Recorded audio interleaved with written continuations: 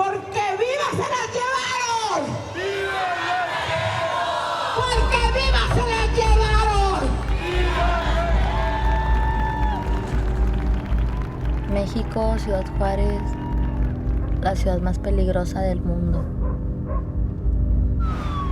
Tenía 31 años, era empleada de maquiladora.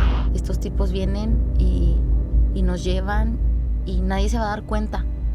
Llegó a Ciudad Juárez, en la frontera norte de México, a trabajar como obrera en las maquilas cuando apenas tenía 15 años. Aprendimos a vivir con el dolor.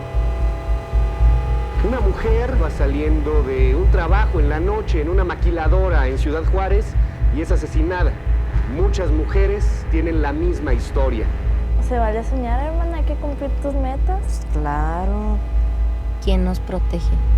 ¿O en quién podemos confiar?